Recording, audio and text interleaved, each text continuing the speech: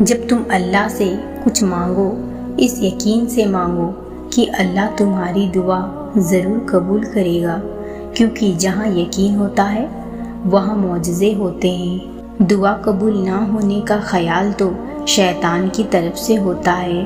تم بس اللہ پر پورا بھروسہ رکھو اور دیکھنا کیسے اللہ تمہیں وہ سب کچھ دے گا جو تم نے ناممکن سمجھا تھا۔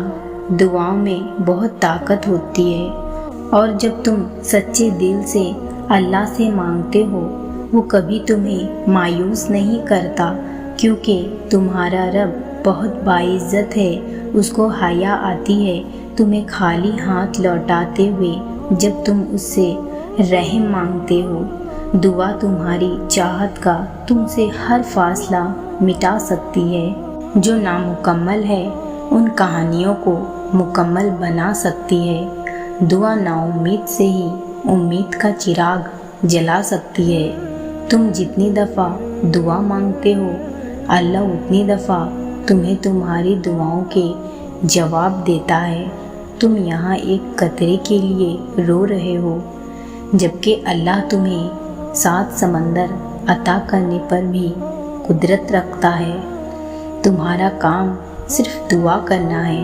عطا کی تدبیریں وہ خود بناتا ہے۔ کچھ مانگنے والی ادائیں ایسی ہوتی ہیں جو اسے بہت پیاری لگتی ہیں، پھر وہ اس ادا کو بار بار دیکھنے کے لیے قبولیت کا وقت بڑھا دیتا ہے، اور وہ تمہارے مقدر کو بدلنے کی گنجائش تب تک رکھتا ہے جب تک تمہاری دعائیں اس کی چوکھٹ پر بے بسی سے کھڑی رہتی ہیں۔ ان منزلوں پر خوش ہو جاؤ جو اللہ نے تمہارے لیے چنی ہیں۔ تمہارا یقین اور تمہاری دعائیں ہی تمہارا مقدر ہوتی ہیں۔